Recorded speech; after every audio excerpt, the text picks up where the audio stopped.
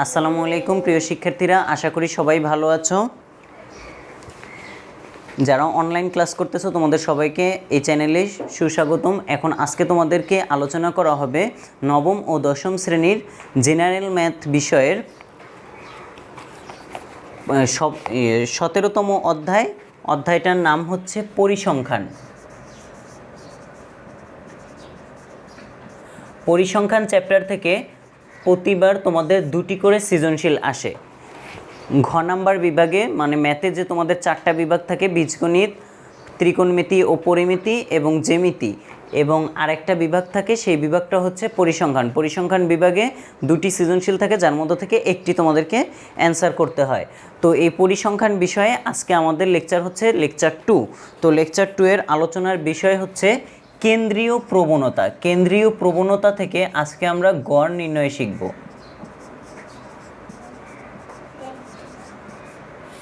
কেন্দ্রীয় প্রবণতা, শুরুতে আমাদেরকে জানতে হবে কেন্দ্রীয় প্রবণতা বিষয়টা অ্যাকচুয়ালি কী এবং কেন্দ্রীয় প্রবণতার পরিমাপ কী কী। তো কেন্দ্রীয় প্রবণতা কি? উপাত্ত, তথ্য ও উপাত্ত সম্পর্কে তোমাদেরকে যে বিষয়ে তোমরা ক্লাস 6 থেকেই মোটামুটি কম বেশি জেনে এসেছো। তথ্য উপাত্ত কি? তথ্য হচ্ছে কোনো বিষয়ে খবরাখবরই হচ্ছে তথ্য, আর উপাত্ত হচ্ছে ওই তথ্যের উপর বিশিষ্ট কিছু ডাটা তৈরি করা, তাই না? তো মানে এক বা একাধিক তথ্য একত্রিত যখন একটা ছক হিসেবে পুনর্বেশিত হবে বা সংখ্যায় রূপ দিতে পারবে, তখন সেটা হবে কি? উপাত্ত। ওকে, এবার দেখো এই তথ্য উপাত্ত থেকে কেন্দ্রীয় প্রবণতার বিষয়টা হচ্ছে এরকম, যখন আমরা কোনো একটা উপাত্ত নির্ণয় করব বা ডাটা নির্ণয় করব, সেই ডাটার যাতে মানগুলা যে থাকবে, সকল মানগুলা কেন্দ্রের একটা নির্দিষ্ট মানের দিকে পুঞ্জীভূত হওয়ার চেষ্টা করবে। এই যে সকল ডাটা কেন্দ্রের একটা মানের দিকে পুঞ্জীভূত হওয়ার চেষ্টা করবে, এই বিষয়টাই হচ্ছে কেন্দ্রীয় প্রবণতা। যেমন দেখো তোমরা তোমাদের বইয়ের যে লাইনগুলা, সপ্তম ও অষ্টম শ্রেণীতে কেন্দ্রীয় প্রবণতা সম্বন্ধে আলোচনা করা হয়েছে। অনুসন্ধানাধীন অবিন্যস্ত উপাত্তসমূহ মানের ক্রম অনুসারে সাজালে। অনুসন্ধানাধীন মানে হচ্ছে তোমার যে কোনো স্কুল কলেজের মনে করো একটা বার্ষিক পরীক্ষা হলো বা কোনো একটা পরীক্ষায় তোমাদের কোনো একটা বিষয়ের নাম্বার দেওয়া হলো। তো নাম্বারগুলো মনে করো যখন স্যাররা খাতা দেখে, তখন তো খাতাগুলো অনেক সময় সিরিয়াল করা থাকে। যদি বাই চান্স সিরিয়াল না করা থাকলো খাতাগুলো, মনে করো জাস্ট তোমাদের পরীক্ষা নেওয়ার পর সবার খাতাগুলো উঠিয়ে নেওয়া হলো, দেন খাতাগুলো চেক করে আবার তোমাদেরকে দেওয়া হচ্ছে, তখন তো আর সিরিয়াল করা ছিল না। এই যে সিরিয়াল না করা মানে অনুসন্ধানাধীন অবিন্যস্ত, মানে সেগুলো বিন্যস্ত উপাত্ত নয়, মানে সেগুলো আলাদা আলাদাভাবে সাজানো নেই। এগুলোকে যদি আমরা মানের ক্রম অনুসারে সাজাই, তবে উপাত্তসমূহ মাঝামাঝি একটা মানের দিকে কাছাকাছিভাবে পুঞ্জীভূত হবে, মানে একটা নির্দিষ্ট মানের দিকে সকল উপাত্তের একটা দিক নির্দিষ্ট থাকবে। এই দিকটাই হচ্ছে তোমার কেন্দ্রীয় প্রবণতা। যেমন আমরা বলতে পারি, সংজ্ঞাটা তোমাদের বই থেকে যদি দিতে চাও, যে মাঝামাঝি একটি শ্রেণীতে গণসংখ্যা খুব বেশি হয় বস্তুত উপাত্তসমূহের কেন্দ্রীয় মানের দিকে। যেমন তোমাদেরকে আমি একটু উদাহরণ দিয়ে বোঝানোর চেষ্টা করি। দেখো, মনে করো ক্লাসে তোমাদের পরীক্ষা হলো, তো তার মধ্যে 80 থেকে 90, 90 থেকে 100, আবার তোমার এখানে হচ্ছে 70 থেকে 80, 60 থেকে 70, 50 থেকে 40,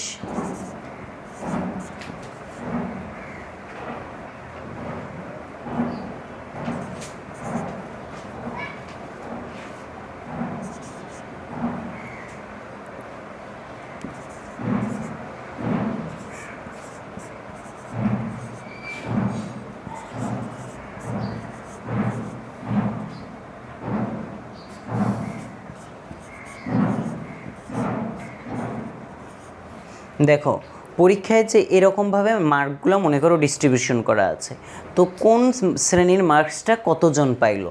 মনে করো 90 থেকে 100 পেয়েছে 2 জন, 80 থেকে 90 পাইলো 5 জন, এরকম 70, এরকম মনে করো 3, বা এখানে মনে করো 3 জন, এখানে মনে করো পাইলো 8 জন, এখানে মনে করো পাইলো 12 জন, এখানে মনে করো পাইলো 15 জন। এরকমভাবে তোমার এখানে মনে করো 7 জন, এখানে মনে করো 2 জন, এখানে মনে করো 1 জন, এখানে মনে করো 3 জন। এরকম মনে করো এক একটা রেঞ্জ আমরা ধরে নিলাম যে এই 90 থেকে 100 মার্কস 2 জন পেলো। এরকমভাবে ভাগ করে নিলাম যে এই মার্কসটা কয়জন করে পেল। এই যে একটা মানের মধ্যে দেখো সবচাইতে এই ঘরটার মধ্যে দেখা যাচ্ছে মার্কসের সংখ্যাটা বেশি আছে, যে 40 থেকে 50-এর মধ্যে পেয়েছে 15 জন। তার মানে কি এই ঘরটার মধ্যে জনসংখ্যা সবচাইতে বেশি। এই রকম অবশ্যই তাহলে বলতে হবে যে এই ঘরটার মধ্যেই তোমার সবচাইতে বেশি। তোমরা যখন ক্লাস 8-এ বা 6-এ শিখেছো প্রচুরক নির্ণয়, প্রচুরক আমরা কিভাবে নির্ণয় করি, যেখানে সবচাইতে বেশি গণসংখ্যা ওই ঘরটার মধ্যেই প্রচুরক থাকে। আবার মধ্যক কিভাবে নির্ণয় করি, মধ্যকের শ্রেণীও হচ্ছে যে ঘরটার সবচাইতে গণসংখ্যা বেশি সেটাই, তাই না? আবার আমরা মধ্যক নির্ণয় আরও কিছু পদ্ধতি আছে যেটা আলোচনা করব। ঠিক একইভাবে এই যে গড় নির্ণয়, গড় নির্ণয়ের ক্ষেত্রেও গাণিতিক বিষয়গুলো হচ্ছে এরকম, যে ঘরে গণসংখ্যাটা সবচাইতে বেশি ওইটাই। তো এই ঘরটাকেই বলা হয় যে উপাত্তের মানগুলো, ওই যে বললাম যে একটা নির্দিষ্ট মানের দিকে পুঞ্জীভূত হয়, ঠিক একইভাবে এখানে উপাত্তগুলো এই ঘরটার দিকেই বারবার কি হচ্ছে, পুঞ্জীভূত হচ্ছে। এই যে পুঞ্জীভূত হওয়ার ঘটনাটা, এটাই হচ্ছে কেন্দ্রীয় প্রবণতা। মানে কেন্দ্রের একটা মানের দিকে উপাত্তগুলো কি হয়, পুঞ্জীভূত হয়, এবং সেই ঘটনাটাই হচ্ছে কেন্দ্রীয় প্রবণতা। ক্লিয়ার? বুঝতে পারছো কি কি বুঝছো বলো? কেন্দ্রীয় প্রবণতা, কেন্দ্রীয় প্রবণতাটা কি, যে উপাত্তসমূহ কেন্দ্রের একটা নির্দিষ্ট মানের দিকে বা মানের কাছাকাছি পুঞ্জীভূত হয়, এই পুঞ্জীভূত হওয়ার ঘটনাটাই হচ্ছে কেন্দ্রীয় প্রবণতা। ক্লিয়ার? এবার দেখো এই যে কেন্দ্রীয় প্রবণতা, এই কেন্দ্রীয় প্রবণতা 3 ভাবে পরিমাপ করা যায়। কয়ভাবে? 3 ভাবে। সেই পরিমাপকগুলো কি কি? এক হচ্ছে তোমার গড়, তারপর হচ্ছে মধ্যক, এবং তারপর হচ্ছে প্রচুরক। তো আজকের লেকচারে আমরা 3টা পদ্ধতিতে গড় নির্ণয় শিখব। এই যে গড় নির্ণয়টা তোমরা ক্লাস 8 পর্যন্ত যেটা শিখেছো সেটা হচ্ছে সাধারণ গড় নির্ণয়, বুঝতে পারছো? মানে গাণিতিক গড় নির্ণয় শিখেছো। আজকে আমরা গাণিতিক গড় নির্ণয় শিখব, প্লাস সংক্ষিপ্ত পদ্ধতিতে গড় নির্ণয় শিখব, প্লাস আরও একটা নতুন পদ্ধতিতে গড় নির্ণয় শিখব। মানে 3টা পদ্ধতিতে। 3টা পদ্ধতির মধ্যে তোমাদের সবচাইতে বেশি পরীক্ষায় যেটা আসে সেটা হচ্ছে সংক্ষিপ্ত পদ্ধতি। তো আমরা প্রথম আলোচনা করব তোমাদের চিরপরিচিত গড় নির্ণয় পদ্ধতি, যে পদ্ধতিতে তোমরা ক্লাস 8-এ গড় নির্ণয় শিখে এসেছো। তো দেখো গাণিতিক গড়টা কি, অ্যাকচুয়ালি আমাদের এটা আগে জানতে হবে গাণিতিক গড় কি। প্রথমত গাণিতিক গড় হচ্ছে, দেখো আমরা জানি উপাত্তসমূহের মানের সমষ্টিকে যদি তার সংখ্যা দ্বারা ভাগ করা হয় তবে উপাত্তসমূহের গড় মান পাওয়া যায়। গড় শব্দটার সাথে তো তোমরা সবাই মোটামুটি কম বেশি পরিচিত, তাই না? তো গড় বিষয়টা দেখো কেমন, তোমরা মনে করো এই যে 2, 3, 5 এই 3টা সংখ্যা, বা এর সাথে আরও একটা সংখ্যা যোগ করে দাও, আবার 2, মনে করো এই টোটাল কয়জন হলো, 4 জন। তাহলে এই 4টা সংখ্যাকে যোগ করতে হবে, যোগ করে 2 দিয়ে ভাগ করে দিলে 5, 5, 10, 12, 12কে আমি যদি 4 দিয়ে ভাগ করে দেই গড়ে কত পড়বে, 3 করে। গড় বিষয় তো বোঝো, গড় মানে হচ্ছে মোট সংখ্যাগুলোকে যোগ করতে হবে, দেন কয়টা রাশি ছিল সেটা দিয়ে ওই মোট যোগফলকে ভাগ করতে হবে, দেন যেটা আসবে এটা হচ্ছে গড় বা এভারেজ। ক্লিয়ার? তো এবার এই গাণিতিক গড়টাও ঠিক এরকম টাইপেরই একটা কিছু। এবার দেখো আমরা যেটা নিয়ে আলোচনা করব, যে উপাত্তসমূহের মানের সমষ্টিকে যদি তার সংখ্যা দ্বারা ভাগ করা হয় তবে উপাত্তসমূহের গড় মান পাওয়া যায়। তবে উপাত্তসমূহের সংখ্যা যদি খুব বেশি হয় তাহলে এই পদ্ধতিতে গড় নির্ণয় করা সময় সাপেক্ষ, বেশ কঠিন ও ভুল হওয়ার সম্ভাবনা থাকে। এজন্য আমরা কি করি, সারণীবদ্ধ করে আমরা গড় নির্ণয় করি। তো সারণীবদ্ধ করে আমরা কিভাবে গড় নির্ণয় করি এটা একটু দেখাচ্ছি। যেমন দেখো আমরা যে পদ্ধতিতে গড় নির্ণয়টা করলাম, এই যে এইমাত্র এই পদ্ধতিতে যদি মনে করো ক্লাসে তোমার 40 জন ছাত্রছাত্রী থাকে, সেটা তো একটা স্বাভাবিকই। মনে করো তার চেয়েও বেশি, যখন তোমার 100, 150 বা তারও উপরে স্টুডেন্ট থাকবে, তখন কি এই পদ্ধতিগুলো ইউজ করা যাবে? কয়জনেরটা তুমি যোগ করবা, তারপর কত দিয়ে ভাগ করবা, হতে পারে একজনেরটা মিসিং হয়ে যেতে পারে, তাই না? কম বেশি হতে পারে, যে কারণে গাণিতিক পদ্ধতিতে আমরা যদি গড় নির্ণয় করি তাহলে সেটা আমাদের জন্য সহজ হবে। তাহলে কিভাবে আমরা গাণিতিক গড় নির্ণয় করব সেই পদ্ধতিটা আমি এখন লিখব। দেখো গাণিতিক গড়,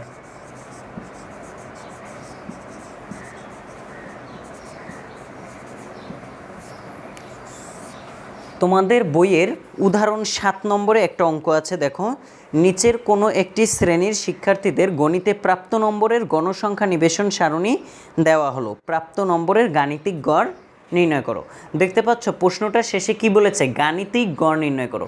যদি তোমাদের প্রশ্নে আসে গাণিতিক গড় নির্ণয় করো তাহলে তোমরা এই পদ্ধতিটা ইউজ করবে, আর যদি বলে সংক্ষিপ্ত পদ্ধতিতে গড় নির্ণয় করো সেটা আবার এর পরের আমরা আলোচনা করব পরের স্টেপে। আগে এটা আলোচনা করি, দেন আরও একটা পদ্ধতি, 3টা পদ্ধতিতে গড় নির্ণয় করা যায়।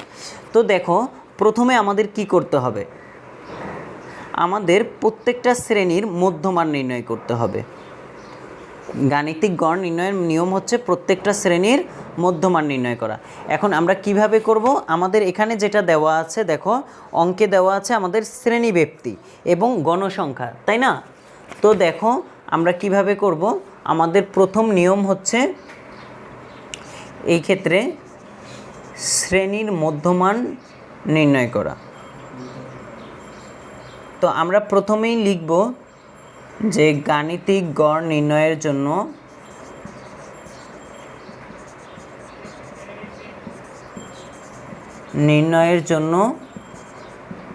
নিচে সারণী তৈরি করা হলো।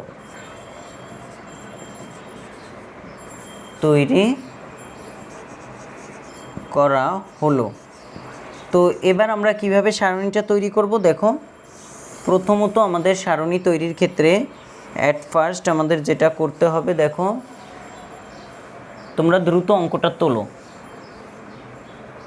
দেখো সারণী তৈরির ক্ষেত্রে প্রথমে আমরা এখানে কি লিখব, শ্রেণী ব্যক্তি যেটা প্রশ্নে দেওয়া আছে, শ্রেণী ব্যক্তিটা লেখো কয়টা ঘর, দেখো 60টা ঘর।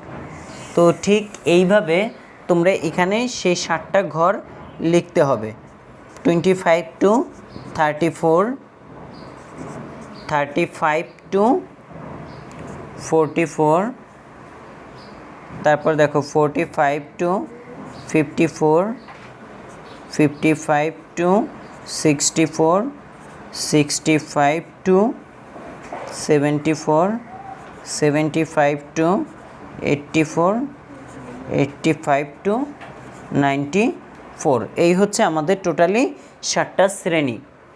ওকে, এবার দেখো আমাদের গাণিতিক গড় নির্ণয়ের ক্ষেত্রে আরেকটা বিষয় আমাদের প্রয়োজন, সেটা হচ্ছে কি আমাদের শ্রেণীর মধ্যমান বের করতে হয়। শ্রেণী মধ্যমানটাকে লেখা হয় xi দ্বারা, xi ব্র্যাকেট, এটাকে বলা হয় শ্রেণী মধ্যমান।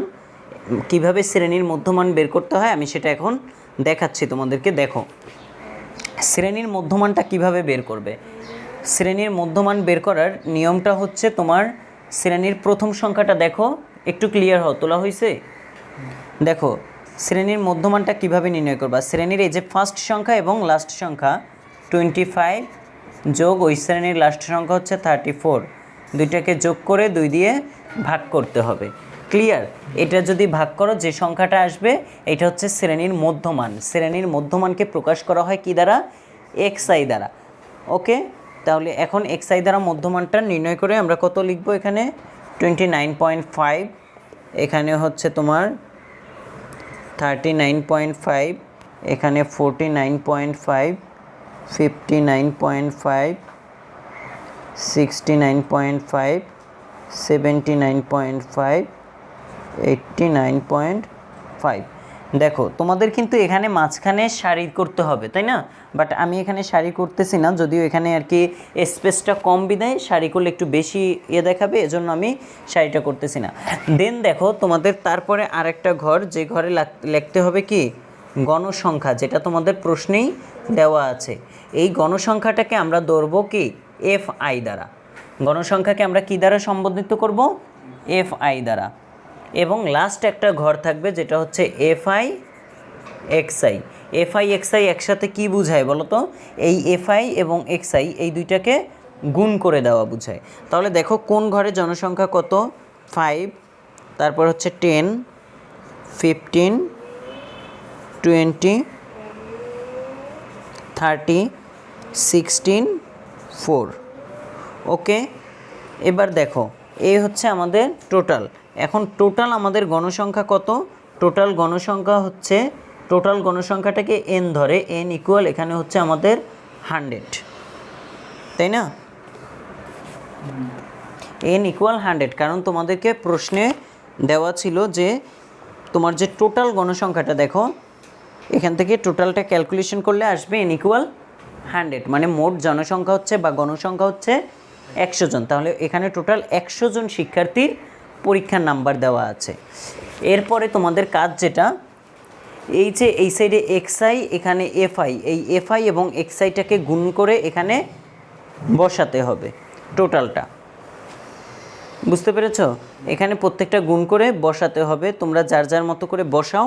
আমি এটা তোমাদেরকে লাস্ট দেখো, যেহেতু তোমাদের বইয়ের উদাহরণ এখান থেকেই তুলে লিখতে পারো।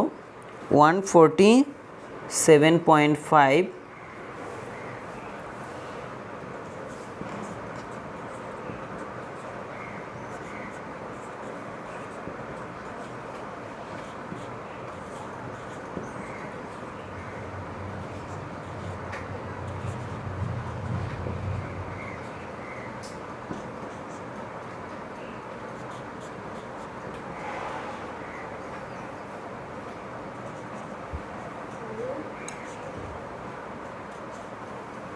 আর দেখো গ্র্যান্ড টোটাল কত আসলো।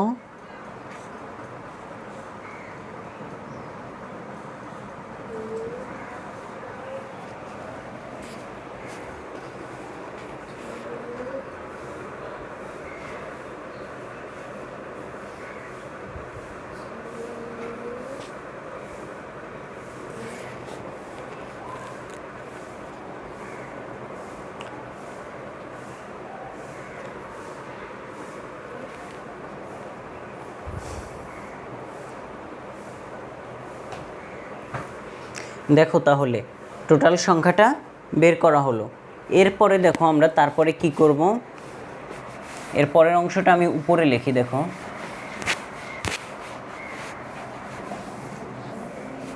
সারণীর পরবর্তী অংশ হচ্ছে, সুতরাং নির্ণেয় গাণিতিক গড়।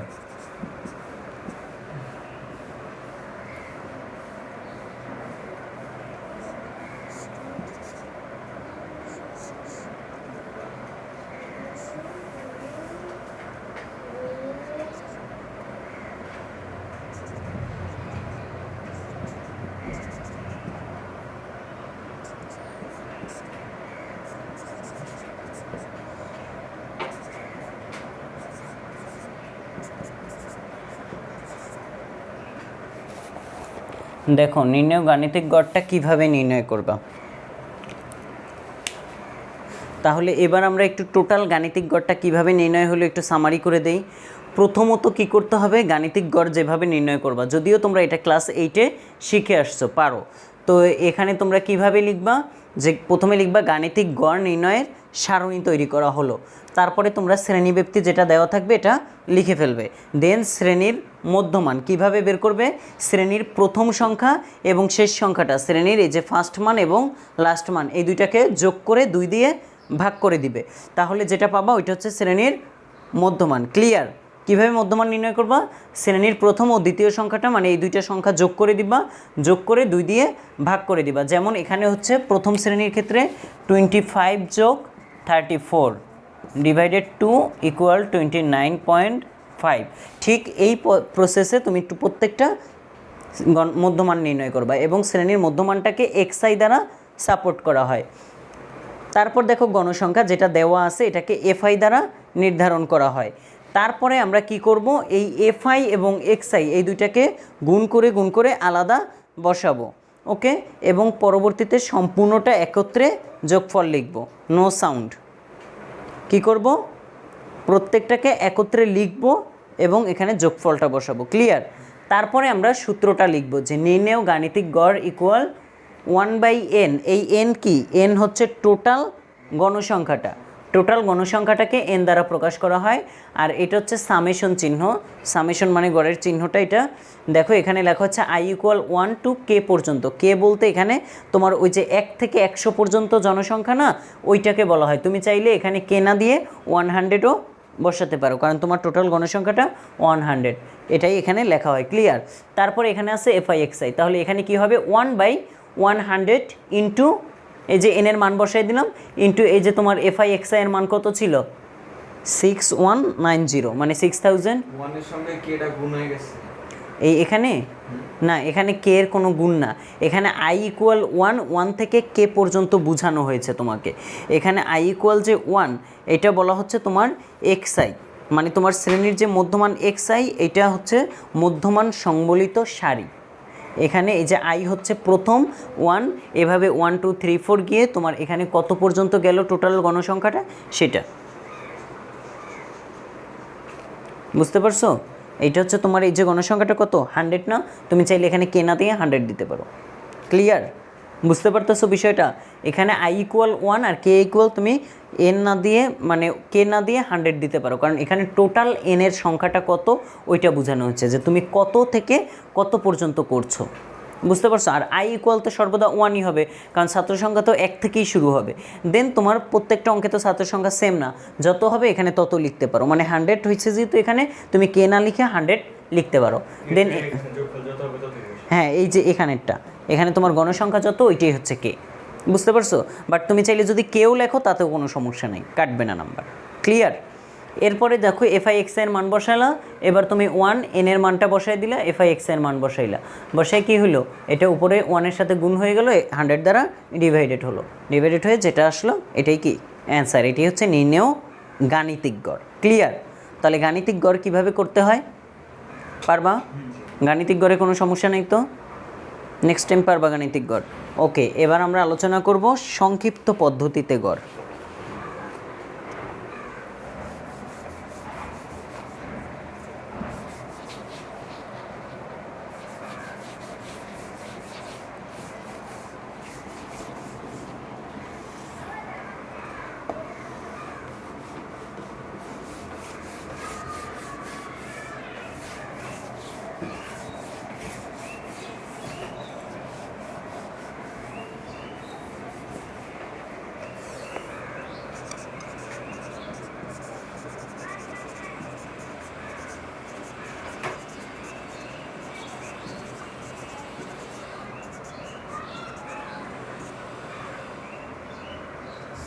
দেখো সংক্ষিপ্ত পদ্ধতিতে কিভাবে গড় নির্ণয় করতে হয়, তোমাদের বইয়ের উদাহরণ 8-এ দেখো।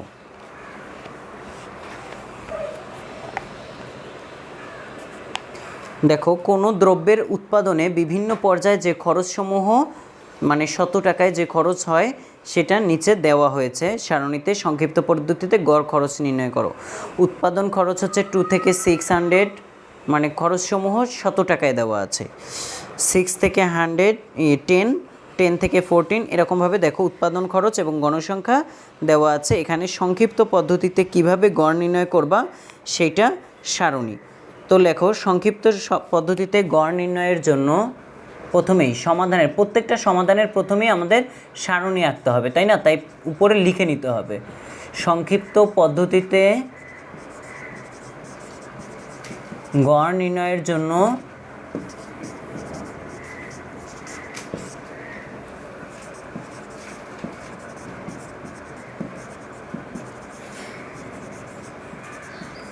গণসংখ্যা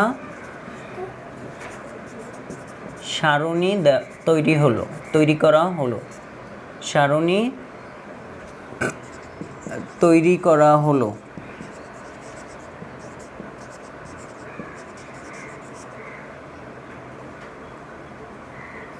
এবার দেখো কিভাবে সংক্ষিপ্ত পদ্ধতির জন্য গণসংখ্যা সারণীটা তৈরি করবে।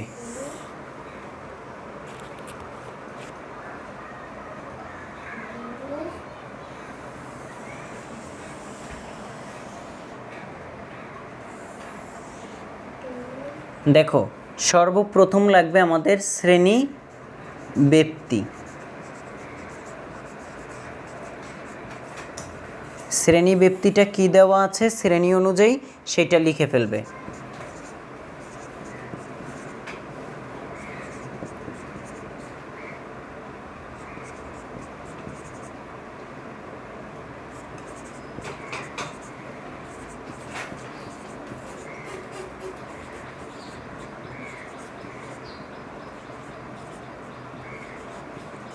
এখানে আছে দেখো টোটাল ঘর হচ্ছে 8টা।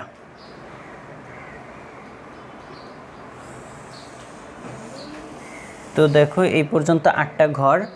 তারপরে হচ্ছে তোমার দ্বিতীয় ঘরে লিখবে শ্রেণীর মধ্যমান, ঠিক আগের মতো। শ্রেণী মধ্যমান একটু আগে দেখালাম কিভাবে নির্ণয় করতে হয়, বলো। শ্রেণীর মধ্যমানটাকে কি দ্বারা লেখা হয়? এক্সআই দ্বারা, তাই না? এক্সআই দ্বারা প্রকাশ করা হয়। এবং মধ্যমান কিভাবে নির্ণয় করতে হয়?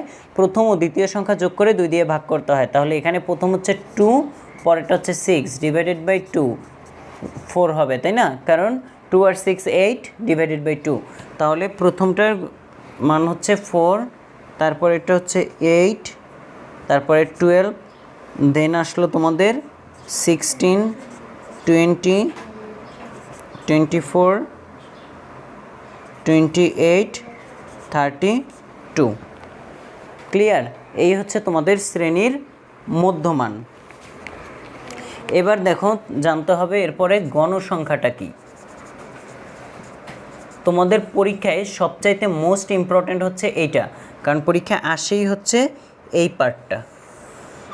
গড় নির্ণয় থেকে সংক্ষিপ্ত পদ্ধতির গড়টাই তোমাদের আসে।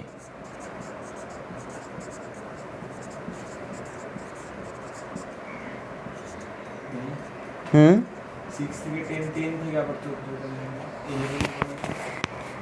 না, এখানে তোমাদের এটাই হচ্ছে তোমার সংক্ষিপ্ত পদ্ধতিতে গড় বা শ্রেণী সংখ্যার মধ্যে তোমাদের এক ধরনের শ্রেণী সংখ্যা থাকে যেগুলো হচ্ছে যে তোমাদের টোটাল 2 থেকে 6, পরেরটা আবার 6 থেকে, মানে এটা যেখানে শেষ এটা সেখানেই শুরু, এরকমও কিছু গণসংখ্যা থাকে।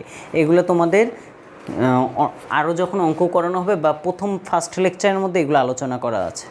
ক্লিয়ার?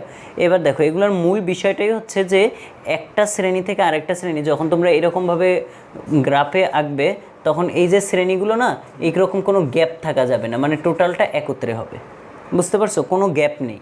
এরকম যেমন 6-এর পরে মনে করো যদি 7 দিত, তাহলে মাঝখানে তোমার 6.5 বলে একটা ঘর ছিল না, বা একটা কাউন্টের সময় তো থাকে 6.1, 6.2, 6.3। তো 6-এর পর যদি সরাসরি আমরা 7-এ চলে যাই তাহলে মাঝখানে যে 0.1, 2, 3, 4 এগুলো রয়ে গেল না, এজন্য এই ঘরগুলো এমন করা হয়। বুঝতে পারছো? এবং এজন্যই আমরা ওই আগে যে পদ্ধতিতে গড় নির্ণয় করতাম ওই পদ্ধতিটা সবসময় সব গণসংখ্যার থেকে করা যাবে না, কারণ এই গণসংখ্যার ক্ষেত্রে এইভাবে করতে হয়। এবার দেখো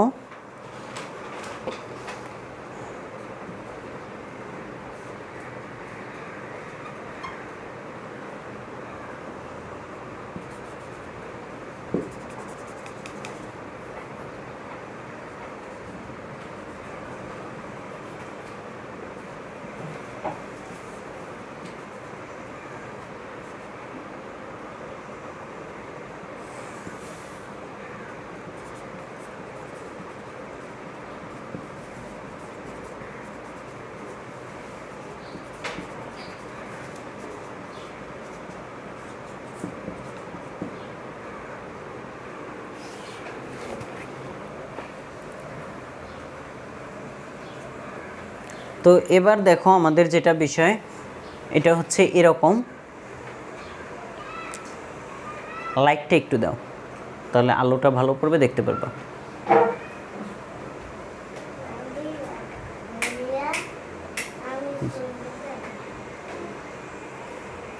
এবার দেখো এখানে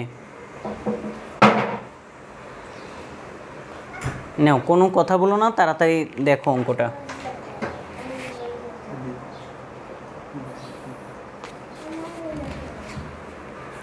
নাও এবারে দেখো শ্রেণীব্যক্তি কিভাবে নির্ণয় করবে। শ্রেণীব্যক্তি তো তোমাদেরকে যেটা দেওয়া থাকবে সেটাই হচ্ছে শ্রেণীব্যক্তি। তারপরে তোমার শ্রেণীর মধ্যমান। শ্রেণীর মধ্যমানটা কীরকম? তোমার প্রত্যেকটা শ্রেণীর প্রথম ও দ্বিতীয় সংখ্যাটাকে কী করতে হবে? 2 দ্বারা ভাগ করতে হবে। ভাগ করে যেটা লিখবা সেটা হচ্ছে শ্রেণীর মধ্যমান। এই যে দেখো প্রথম সংখ্যা এবং শেষ সংখ্যাটাকে ডিভাইডেড বাই 2 ইকুয়াল যেটা হবে এটা হচ্ছে তোমার শ্রেণীর মধ্যমান। এভাবে প্রত্যেকটা সংখ্যার শ্রেণীর মধ্যমান লিখলা। দেন তোমার গণসংখ্যাটা যেটা দেওয়া আছে 1, তারপরে হচ্ছে 9, তারপরে হচ্ছে 21। কি ব্যাপার আজকে মার্কারেও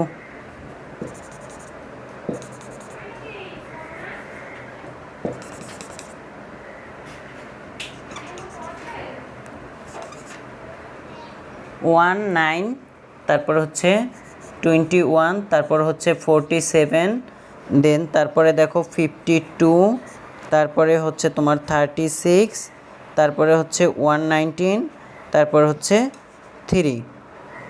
এবার দেখো টোটাল হচ্ছে 188, মানে মোট জনসংখ্যা বা গণসংখ্যাটা হচ্ছে n ইকুয়াল কত আসছে 188, মানে 188। এরপরে দেখো ধাপ বিচ্যুতি বলে একটা অংশ, এটা কিভাবে নির্ণয় করতে হয় সেটাই শেখাবো। তাহলে এখানে দেখো শ্রেণীর মধ্যমান xi, গণসংখ্যা fi। এবার আমরা নির্ণয় করব ধাপ বিচ্যুতি। এটা হচ্ছে এই অঙ্কের জন্য বাড়তি সংক্ষিপ্ত পদ্ধতির জন্য এটাকে বলা হয় ইউআই। ইউআই কিভাবে নির্ণয় করা হয়?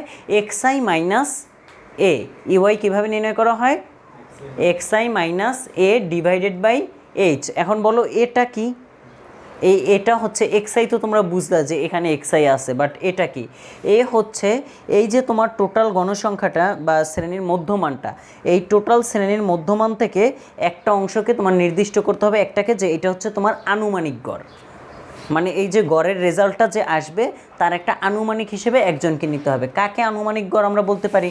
এখানে দেখো সংখ্যা ঘর আছে টোটাল 8টা। যদি তোমার বিজোড় থাকে তাহলে ঠিক মাঝখানে যেটা ওইটা হবে আনুমানিক গড়। আর যদি বিজোড় না থাকে তাহলে 1 2 3 4 5 6 7 8, 8টা আছে যেহেতু, তাহলে 2 দিয়ে ভাগ করলে কত হয়? 4। তাহলে ওপরে আমরা 4টা রাখবো, নিচের পঞ্চমটাকে আমরা ধরবো গাণিতিক গড়, মানে আনুমানিক গড়। আনুমানিক গড় হিসেবে তাহলে এ হবে কোনটা? এই যে এটা। বুঝতে পারছো? জোরের বেলায় তোমার 2 ভাগ করবা, 2 ভাগ করে 1 ভাগ উপরে বাদ দিবা, পরের ভাগের শুরুরটাই হবে এ। ক্লিয়ার? আর যদি তোমার এটা বিজোড়ের ক্ষেত্রে হয় তাহলে উপরে নিচে সমান রেখে মাঝখানের যেটা ওইটা হবে আনুমানিক গড়। তাহলে আনুমানিক গড়কে কি বলা হয়? এ। ক্লিয়ার? এখন তাহলে আনুমানিক গড়টা কিভাবে নির্ণয় করবা? xi থেকে আনুমানিক গড় এ বাদ দিতে হবে এবং তারপর তাকে আবার এইচ মানে কি গণসংখ্যা দ্বারা ভাগ করতে হবে। বুঝতে পারছো? গণসংখ্যা এইচ মানে কি এখানে বলো তো? এইচ কি? এইচ হচ্ছে শ্রেণী ব্যক্তি। শ্রেণী ব্যক্তিটা কত? দেখো 2 6 থেকে 6, তাহলে 2 3 4 5, কত হইল? 4। তাহলে এখন এখানে কিভাবে আমরা বের করব? প্রথম একটা বের করে আমি দেখাচ্ছি। ইউআই ইকুয়াল প্রথম xi হচ্ছে 4 মাইনাস তোমার এখানে কত আছে? এ হচ্ছে 20, তাহলে 4 মাইনাস 20 ডিভাইডেড বাই তোমার গণসংখ্যা কত? 4। গণসংখ্যা বলতে কি শ্রেণী ব্যক্তি, গণসংখ্যা না। এটা এইচটা হচ্ছে অ্যাকচুয়ালি শ্রেণী ব্যক্তি। শ্রেণী ব্যক্তি কীভাবে পাইলাম? এই যে তোমার এখানে ঘর 2 3 4 5, কারণ তোমার এখানে 2 থেকে 6, 6 থেকে 10 যেহেতু এরকম আছে, এজন্য তুমি টোটালটা গুনতে পারবা না, 6 গোনা যাবে না। 2 3 4 5, আবার পরের ঘরে এসে গুনবা 6 7 8 9, পরের ঘরে আবার 10 11 12 13, কারণ এই ঘরটা তো আবার পরে আছে, এজন্য তো 2বার কাউন্ট হয়ে যাবে। তাই কি করতে হবে? পরের ঘরে ওইটা কাউন্ট করতে হবে, আগের ঘরে করা যাবে না। শ্রেণীব্যক্তি যদি তোমার সরাসরি থাকে যে এরকম রিপিট না হয়, তাহলে যে কয়টা আছে ওই কয়টা গুনবা। বুঝতে পারছো শ্রেণীব্যক্তি? তাহলে এখন এখানে হচ্ছে 4, তাহলে 4 থেকে -20 করলে কি হবে? -16, তাই না? ডিভাইডেড বাই 4, -16কে 4 দ্বারা ডিভাইডেড করলে -4 থাকবে, তাই না? বুঝতে পারছো তো? কত থাকবে এখানে? -4। বুঝতে পারছো কিভাবে আসছে? xi হচ্ছে এখানে 4 প্রথম ঘরে, তারপর তোমার আনুমানিক গড় হচ্ছে 20, তাহলে xi মাইনাস আনুমানিক গড় a, তাহলে -20 ডিভাইডেড বাই 4, এটা বিয়োগ করলে কী হবে? -16, তাকে 4 দ্বারা ডিভাইডেড করলে -4। তো আনুমানিক গড়ের একটা সহজ নিয়ম আমি তোমাদেরকে এখন এটা দেখাই যে ধাপ বিচ্যুতিটা কীভাবে সহজে লিখবা। কিভাবে লিখবা দেখো, এটা -4 আসছে না, পরে হবে -3, তারপর -2, তারপর -1, তারপরে 0 1 2 3, এরকমভাবে যত হবে চলতে থাকবে। তোমরা প্রথমটা জাস্ট বের করবা, প্রথমটা বের করবা, তারপরেরটা এরকম সিরিয়ালে নিচে নামতে থাকবে, -4 থেকে -3 এই সিরিয়ালে নামবে। প্রথমটা যত বড় হবে তার নিচ থেকে হ্যাঁ, তার নিচ থেকে হবে, এরকম হবে বিষয়টা।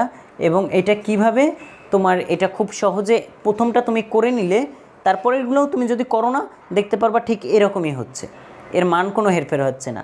আর সবচাইতে বড় বিষয়টা হচ্ছে তুমি যেটাকে আনুমানিক গড় ধরে নিবা ওইটা হবে 0, এটা মনে রাখবা। আনুমানিক গড় যেটা ওইটা 0, তার উপরেরটা -1, তার উপরে -2, তার উপরে -3, তার উপরে -4, এবং এদিকে 1 2 3 এভাবে নামবে।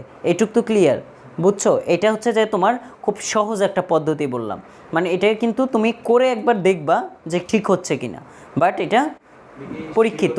হ্যাঁ, এটা হবেই, কারণ তুমি যে ঘরে দিবা এটা দেখো xi - a, তাহলে এই ঘরেরটার, এই যে ঘরে তুমি নিলা এই ঘরের xi যেটা তোমার এ ওইটা না সেম, তাহলে সেম থেকে সেম বাদ দিলে 0, 0কে কোনো সংখ্যা দিয়ে কি ভাগ করা যাবে? যাবে না, তাহলে এজন্য কি হবে, এখানে 0 হবে, তার নিচে 1 2 3 4 হবে, যতগুলো ঘর থাকবে, আর উপরে -1 -2 -3 এভাবে বাড়তে থাকবে। ক্লিয়ার? খুব সহজ একটা পদ্ধতি। এরপরে তোমাদের কাজ হচ্ছে এই এফআই এবং ইউআইটাকে গুণ করে গণসংখ্যা ধাপ বিচ্যুতি, কারণ গণসংখ্যা হচ্ছে এফআই, ধাপ বিচ্যুতি হচ্ছে ইউআই, এই দুইটাকে একত্রে গুণ করে ওখানে বসাইতে হবে। ক্লিয়ার? এবার দেখো গুণফলগুলো এখানে বসাই আমরা। কত আসছে? -4, কারণ 1 দ্বারা -4কে গুণ করলে -4, 3 দ্বারা -3কে 9 দ্বারা গুণ করলে -27, তারপরে হচ্ছে -42, এখানে হচ্ছে -47, তারপরে হচ্ছে 0, তারপরে 36, 38, 9। তো এই টোটাল গণসংখ্যাটাকে দেন তারপরে এটাকে কি করবা, এই পজিটিভ এবং নেগেটিভ চার্জ ঠিকঠাক মতো বসিয়ে ক্যালকুলেশন করবা। ক্যালকুলেশন করলে এখানে আসবে হচ্ছে তোমার -37। বুঝতে পারছো? এই টোটালটাকে ক্যালকুলেশন করবা ঠিকমতো। এই যে পজিটিভ এবং নেগেটিভ যে চিহ্নগুলো, এগুলো হচ্ছে পজিটিভ, এগুলো যোগ করবা, আর এই যে নেগেটিভিটিগুলো এগুলো আলাদা যোগ করবা। তারপর যেটা বড় এটা থেকে ছোটোটা বাদ দিবা, বাদ দিয়ে যদি নেগেটিভিটি বেশি হয় তাহলে সামনে মাইনাস চিহ্ন আসবে, আর যদি নেগেটিভিটির চেয়ে পজিটিভিটি বেশি হয় তাহলে মাইনাস চিহ্ন থাকবে না। এবার এগুলোকে যোগ করে আমরা নর্মালি দেখতে পাই -37 আসে। ক্লিয়ার? এখন এইটুক কি বুঝছো? এবার দেখো আমরা কিভাবে এই সংক্ষিপ্ত পদ্ধতিতে গড়টা নির্ণয় করব। এর সূত্রটা হচ্ছে এইটা, সূত্রটা হচ্ছে তোমার সংক্ষিপ্ত পদ্ধতিতে গড়টাকে x উপরে বার দ্বারা প্রকাশ করা হয়, x বার। এটা সূত্রটা হচ্ছে a plus summation of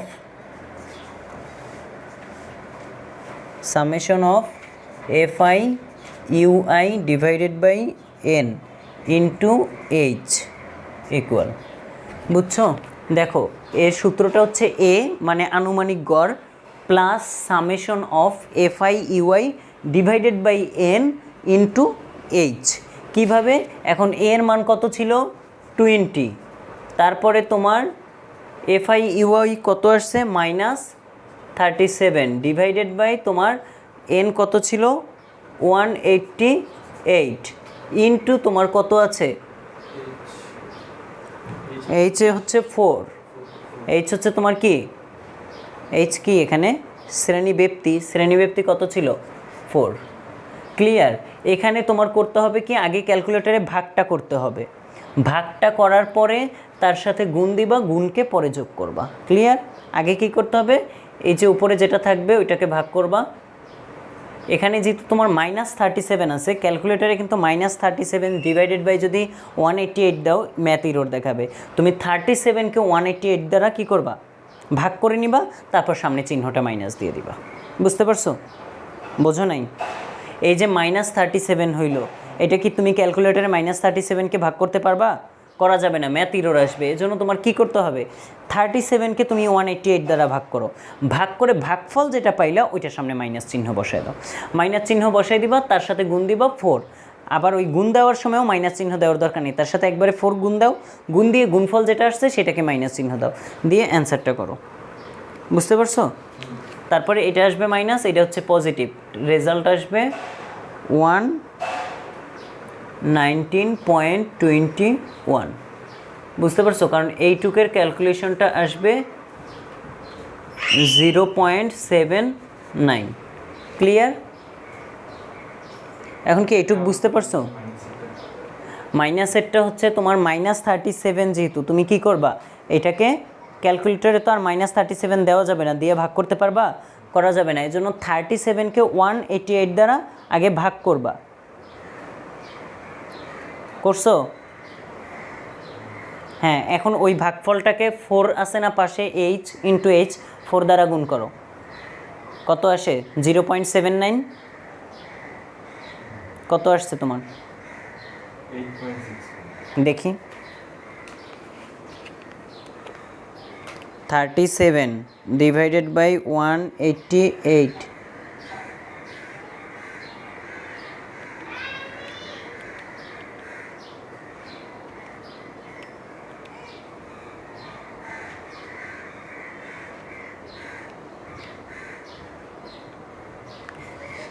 into 4, দেখো 0.78 সামথিং, যেহেতু চলতেছে রানিং এজন্য 0.79 লিখবা। ক্লিয়ার? কী করলাম? 37 ডিভাইডেড বাই 188 ইন্টু 4, আগে ডিভাইডেড বাই মান যেটা আসবে ওইটাকে 4 দ্বারা গুণ করবা। তাহলে 0.79, যেহেতু এর সামনে মাইনাস ছিল এজন্য এটা মাইনাস চলে আসবে, তাহলে 20 থেকে ওইটা মাইনাস গেলে কী হবে? 19.21। ক্লিয়ার? বুঝছো সংক্ষিপ্ত পদ্ধতি? তাহলে দেখো এইটা হচ্ছে টপ মোস্ট ইম্পর্টেন্ট পদ্ধতি এবং এইটাই তোমাদের পরীক্ষায় আসবেই। এসএসসিতে এরকম একটা সংক্ষিপ্ত পদ্ধতিতে গড় নির্ণয় আসবেই, প্রতি বছরই আসে। এবং তোমাদের জন্য এই যে অঙ্কটা করালাম বইয়ের উদাহরণ 8, এইটাই সবচেয়ে ইম্পর্টেন্ট অঙ্ক। এই উদাহরণ 8টাই অনেক বোর্ডে রিপিট হয় বারবার, এই উদাহরণ 8-এর এই অঙ্কটাই। তো এবার দেখো আমরা কিভাবে নির্ণয় করব, আবার একবার রিপিট করি। সংক্ষিপ্ত পদ্ধতিতে গড় নির্ণয়ের জন্য প্রথমে আমরা একটা সারণী তৈরি করব। সারণীতে শ্রেণী ব্যক্তি লিখব, যেটা দেওয়া থাকবে ওইভাবে তুলব। দেন শ্রেণীর মধ্যমান নির্ণয় করব। মধ্যমানটা কিভাবে নির্ণয় করব? এটা প্রত্যেকটা ক্ষেত্রেই শ্রেণীর প্রথম মান এবং শেষের মানটাকে যোগ করে 2 দ্বারা ভাগ করে দিব। এই শ্রেণীর মধ্যমানটা হচ্ছে xi, তারপর হচ্ছে fi গণসংখ্যা। গণসংখ্যাটা তো দেওয়া থাকবে তোমাদের প্রশ্নে, ওই অনুযায়ী তুলবে, তুলে মোটটা একত্রে করবে n। তারপর ধাপ বিচ্যুতি নির্ণয় করতে হবে তোমার সংক্ষিপ্ত পদ্ধতিতে গড় নির্ণয়ের জন্য। ধাপ বিচ্যুতিটা হচ্ছে ইউআই ইকুয়াল, ধাপ বিচ্যুতিকে ইউআই দ্বারা প্রকাশ করা হয়, ইউআই ইকুয়াল xi মাইনাস এ। এখানে এটা কি? এ হচ্ছে একটা আনুমানিক গড়, যাকে আমরা আনুমানিক গড় ধরে নিব। এটা হচ্ছে শ্রেণীর মধ্যমান xi থেকে নিব, তাই না? xi থেকে কিভাবে নিব? যদি বিজোড় সংখ্যা থাকে তাহলে যেটা মাঝখানে সেটা হবে আনুমানিক গড় শ্রেণীর মধ্যমান থেকে। আর যদি জোড় সংখ্যা থাকে তাহলে 2 দিয়ে ভাগ করে 1 ভাগ উপরে রাখবো টোটালি, কারণ দেখো এখানে 8টার মধ্যে আমি 4টা উপরে রেখে তারপরের ভাগ থেকে যেটা শুরুতে সেইটাকে আমি আনুমানিক গড় নিব। এবার আমরা ধাপ বিচ্যুতি ইউআই কীভাবে নির্ণয় করব?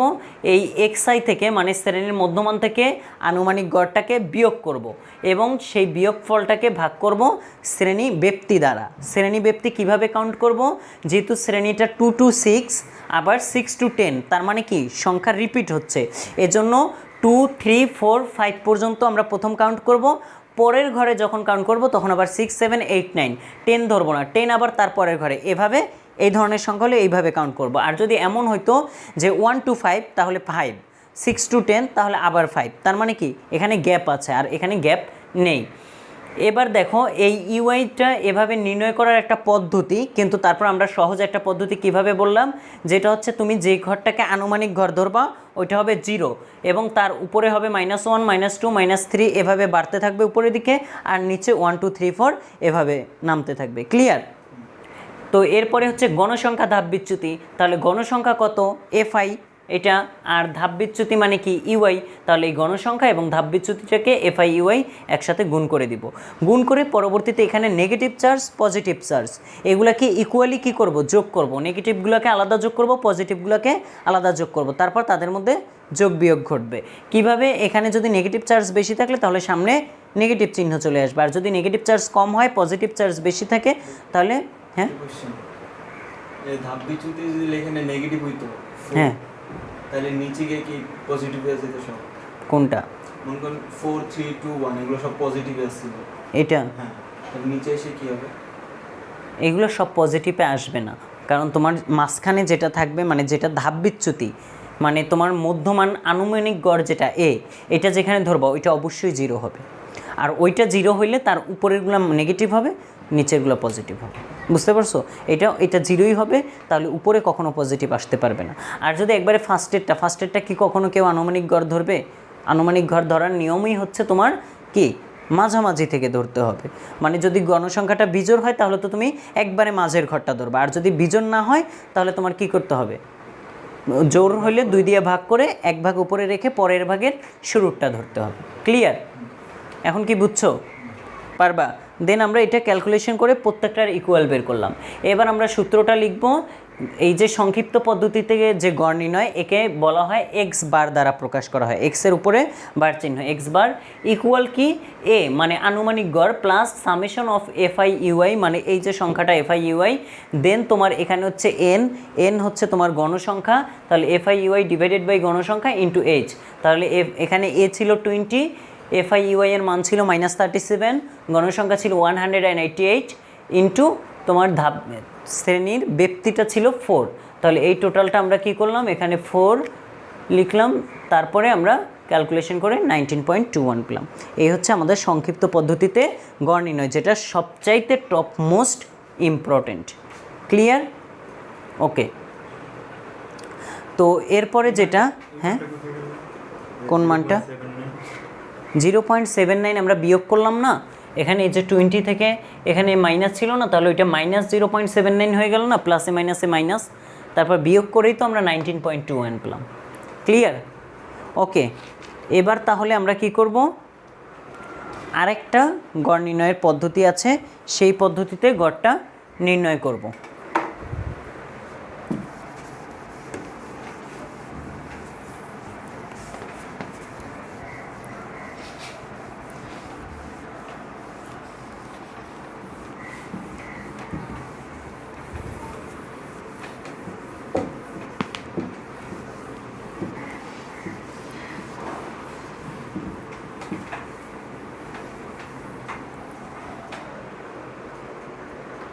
দেখো, এবার আমরা থার্ড আরেকটা পদ্ধতিতে গড় নির্ণয় শিখব। এটা হলে আমাদের গড় নির্ণয় শেষ এবং আজকের ক্লাসও এখানেই শেষ হবে। দেখো, গুরুত্বযুক্ত উপাত্তের গড় নির্ণয়, এটা খুবই সহজ। এটা কিভাবে? গুরুত্বযুক্ত উপাত্তের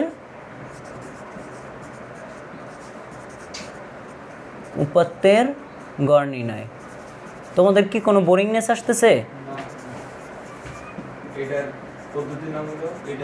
এটা হচ্ছে গুরুত্বযুক্ত উপাত্তের গড় নির্ণয়। প্রথমে আমরা শিখেছিলাম গাণিতিক গড় নির্ণয়, তারপর সংক্ষিপ্ত পদ্ধতিতে গড় নির্ণয়। এবার আমরা শিখব গুরুত্বযুক্ত উপাত্তের গড় নির্ণয়। দেখো, গাণিতিক গড় নির্ণয়টা কি সহজ ছিল না সংক্ষিপ্ত পদ্ধতির চেয়ে? কারণ ওইটাকে বেশি সংক্ষিপ্ত মনে হয়েছে না গাণিতিক গড়টাকে? কিন্তু আসলে যেটার সংক্ষিপ্ত পদ্ধতি, যেখানেই দেখবা যেটা সংক্ষিপ্ত পদ্ধতি বলে সেইটাই হচ্ছে সেখানে কি একটু ডিটেলস পদ্ধতি। বেশি ডিটেলসটা কি সংক্ষিপ্ত লেখা হয়। এবার দেখো এটা কিভাবে করবা, তোমাদের বইয়ের উদাহরণ 9, উদাহরণ 8 ছিল, তার আগেরটা ছিল উদাহরণ 7।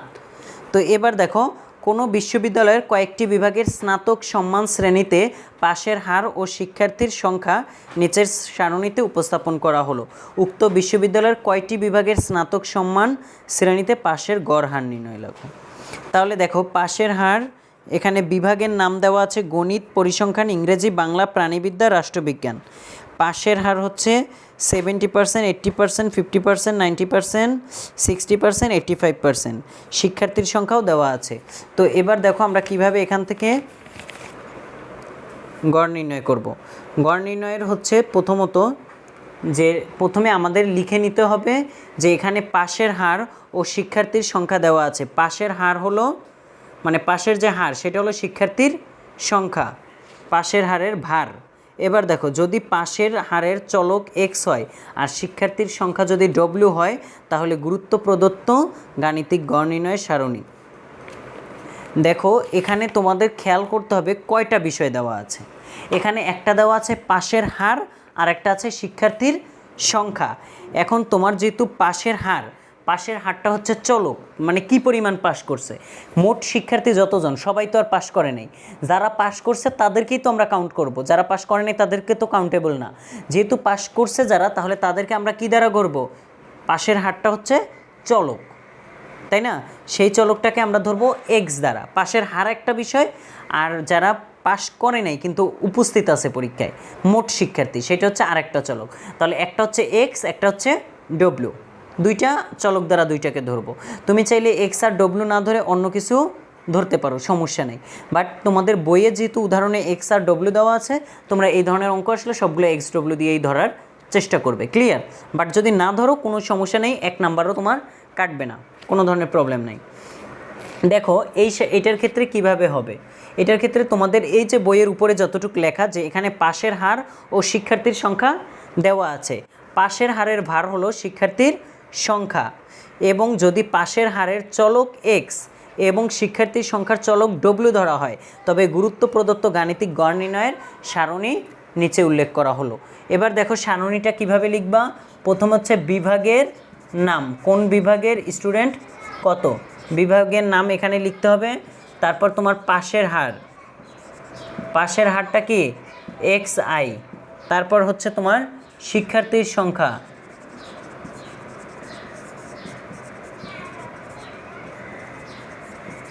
শিক্ষার্থীর সংখ্যাটা হচ্ছে ডাব্লিউ আই, শেষে আরেকটা ঘর থাকবে ডাব্লিউ আই এক্স আই।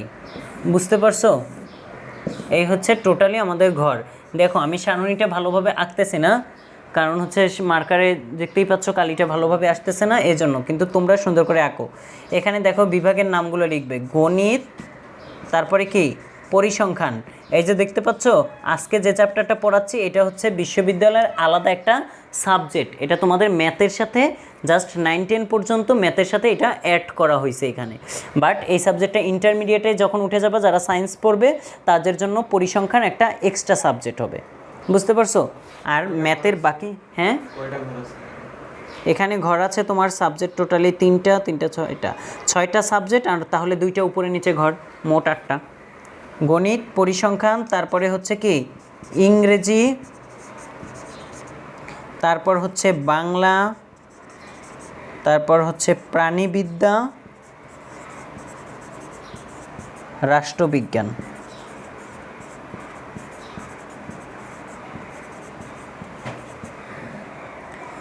দেখো পাশের হার ছিল 70%, 80%, 50%, 90%। বাংলায় পাস বেশি করছে, তাই না? প্রাণীবিদ্যায় 60%, রাষ্ট্রবিজ্ঞানে 85%। আর এইদিকে শিক্ষার্থীর সংখ্যা হচ্ছে এখানে 80, এখানে 120, এখানে 100, 225, 135, 300। টোটাল শিক্ষার্থী হচ্ছে 960, মানে 960 জন। এবং এবার তোমার এখানে করতে হবে কি, এটার ডব্লিউআই এক্সআই এটাকে গুণ করতে হবে।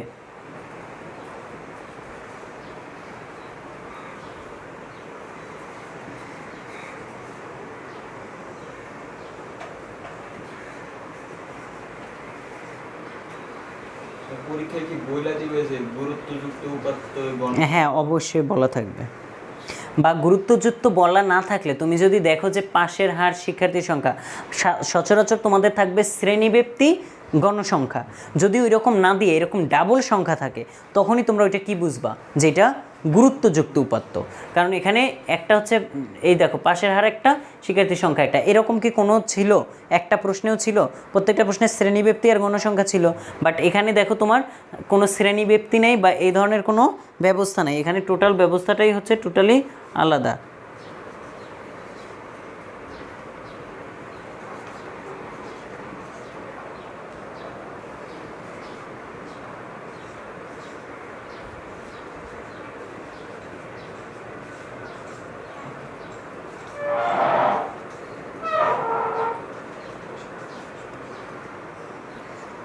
ওকে, এখন কি বুঝতে পারছো? তাহলে এক্সআই হচ্ছে তোমার ওই পাশের হার, এখানে কিন্তু তোমার কোনো পরিবর্তন নাই। এই অঙ্কগুলো খুব সহজ, কারণ দেখো পাশের হার তোমার সরাসরি যেটা ছিল বইয়ে দেওয়া, প্রশ্নেই দেওয়া, তুমি সরাসরি বসাইলা, সেটাই এক্সআই। শিক্ষার্থীর সংখ্যা তুমি বসাইলা সরাসরি, সেটাই তোমার ডব্লিউআই। টোটাল একটা কাউন্ট করলা এবং শেষে যায় তুমি কী করলা, ডব্লিউআই এক্সআই দুইটাকে গুণ করে দিলা, গুণ করেও আবার টোটালটা কাউন্ট করলা। এবার দেখো তুমি কিভাবে লিখবা, এইটা হচ্ছে তোমার নির্ণয়টা হচ্ছে ডব্লিউ, মানে এটা হচ্ছে তোমার এক্স বার ওই যে আগেরটা সংক্ষিপ্ত পদ্ধতি এক্স বার, এখানেও এক্স বার, কিন্তু এখানে তোমার এক্স বারের নিচে কি থাকবে, ডব্লিউ থাকবে, কারণ যেহেতু এটা গুরুত্বযুক্ত উপাত্ত ডাবল ছিল এজন্য ডব্লিউ থাকবে। এবং পরবর্তীতে এটার তোমার এটা হবে এরকম, সামেশন অফ, নিচে লিখবো, ও আচ্ছা দেখো, সামেশন অফ আই ইকুয়াল 1, এখানে 6, এদিকে ডব্লিউআই এক্সআই ডিভাইডেড বাই তোমার আবার সামেশন অফ এই যে আই ইকুয়াল 1। দেখো এখানে টোটাল কত ছিল, ঘর কয়টা, 1 2 3 4 5 6টা, এজন্য এখানে আমরা কত দিলাম, 6।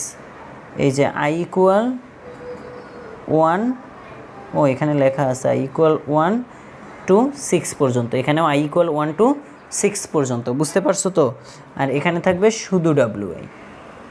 এবার তোমার যেটা অ্যান্সার হবে, শুধু ডাব্লিউআই মানে হচ্ছে শিক্ষার্থীর সংখ্যা, মানে গণসংখ্যাটা, এটা হচ্ছে ডব্লিউআই, এটা হচ্ছে নিচে, আর উপরে হচ্ছে তোমার ডব্লিউআই এক্সআই, মানে এটা হচ্ছে তোমার ওই যে সাধারণ গড়, টোটালগুলো একসাথে যোগ করলা, টোটাল গণসংখ্যা দিয়ে ভাগ করলা, বুঝতে পারছো তো বিষয়টা। এবার তোমার ভাগফল যেটা হবে, যে এখানে কত ছিল, 74050 ডিভাইডেড বাই 960, অ্যান্সার হচ্ছে তোমার 77.14%। ক্লিয়ার? এই হচ্ছে টোটালি গুরুত্বযুক্ত উপাত্ত।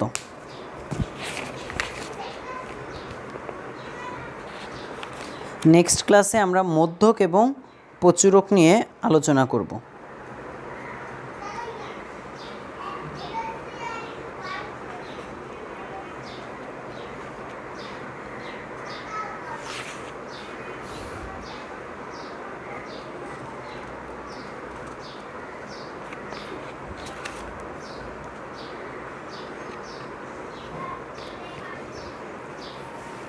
তোমরা এই যে 3টে অঙ্ক করালাম, উদাহরণ 7 8 9, এই 3টে অঙ্কই নেক্সটে বাসা থেকে আবার এসডব্লিউ করে নিয়ে আসবা ম্যাথ খাতার মধ্যে।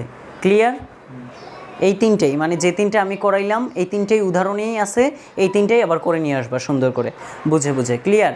এখন দেখো লাস্ট আরেকবার একটু এটা নিয়ে কথা বলি, গুরুত্বযুক্ত উপাত্ত কিভাবে চিনবা, যখন তোমার কি হবে, সাধারণত দেওয়া থাকবে শ্রেণীব্যাপ্তি আর গণসংখ্যা একটা ঘর, তাই না, বাট এখানে ঘর আছে ডাবল, তাই না, এবং সেটা সিঙ্গেলি, এরকম যদি থাকে তাতে তুমি মনে করবা সে কি, সেটা অবশ্যই গুরুত্বযুক্ত পদ্ধতিতে করতে হবে। এবং এই পদ্ধতিটা কি, বিভাগের নাম মানে যেটা থাকবে এটা সরাসরি পাশের হার, একটা হচ্ছে এক্সআই ধরে নিবা, আর একটাকে শিক্ষার্থীর সংখ্যাটাকে ডব্লিউআই। সবসময় মনে রাখবা টোটাল সংখ্যা বা শিক্ষার্থীর সংখ্যা যেটা হবে ওইটাই হবে সবসময় ডব্লিউআই, আর এক্সআই দ্বারা বুঝাবে, যেহেতু তোমাদের মধ্যমানটাকে বোঝায়, বাট এটার তো কোনো মধ্যমান নির্ণয় করা যাবে না, যাবে, কারণ যেহেতু একটা সংখ্যাই আছে, এজন্য এটা সরাসরি বসছে।